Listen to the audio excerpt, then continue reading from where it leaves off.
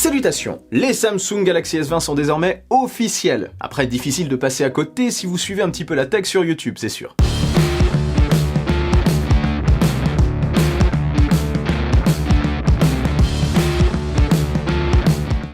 Ici, je ne vais pas faire un tour complet des nouveautés et caractéristiques, il y a de quoi faire, mais je vais vous parler d'autre chose. Vous parler du bouleversement qu'il y a eu cette année dans la gamme.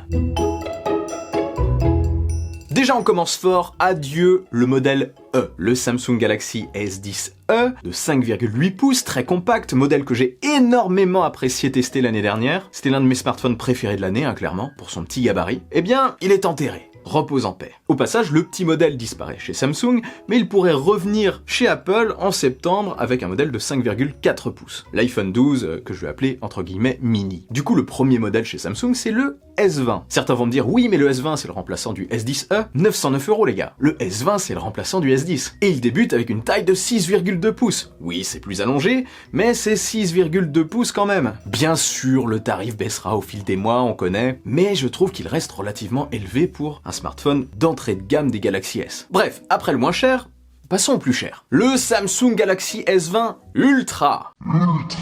Je vous en ai déjà parlé sur la chaîne à travers une vidéo de rumeurs, où tout était quasiment vrai. C'est un smartphone qui est vendu à partir de 1359 € aujourd'hui. Après, rien de nouveau, Samsung avait déjà testé un smartphone, on va dire, plus boosté, c'était le S10 5G l'année dernière. Mais ici, on est clairement sur une nouvelle gamme. C'est un produit énorme avec un écran de 6,9 pouces, survitaminé à l'intérieur, et énormément boosté côté photo et vidéo. C'est un petit peu l'équivalent, on pourrait dire, pas tout à fait, mais c'est un petit peu l'équivalent de la gamme Pro chez Apple, mais en plus cher pour le premier prix. Après, il est beaucoup plus grand aussi. Mais ça soulève un problème pour moi. Le souci, c'est que ça a peut-être un petit peu pour effet d'atténuer l'image premium des S20 et S20+. Et du coup, pour moi, de cannibaliser les ventes de cette gamme. Il y a pas mal d'utilisateurs, de fans de Samsung qui voulaient acheter le plus grand, le plus puissant de la gamme Galaxy S. Avant, c'était le modèle Plus, aujourd'hui, c'est le Ultra. Tous ceux qui voulaient le plus puissant avec les meilleures caractéristiques, vont désormais se tourner vers le Ultra plus que vers le Plus. Plus que vers le Plus, en plus, non, j'ai rien après. Donc voilà, avec le Ultra, ils seront totalement servis. En gros, ce que je veux dire, c'est que, d'une,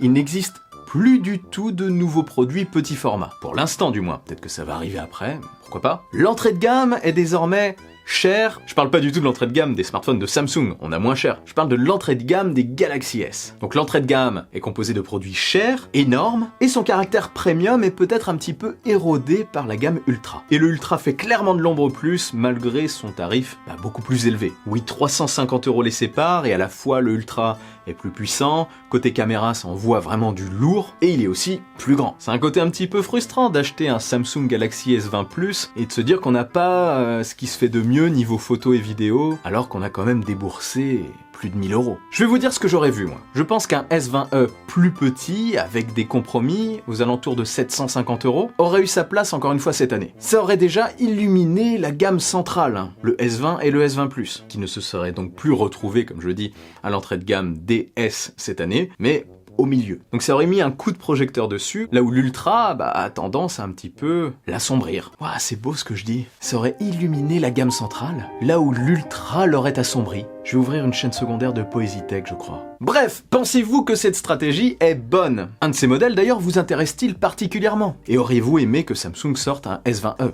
moins cher? Et trouvez-vous aussi que les prix flambent trop? Beaucoup de questions auxquelles vous pouvez répondre librement en commentaire. Voilà, c'était une vidéo plutôt courte, mais j'avais envie de réagir là-dessus, sur cette nouvelle gamme. On va avoir pas mal de modifications chez Samsung à mon avis en 2020. Il y a le Z Flip aussi qui arrive un petit peu en marge de tout ça.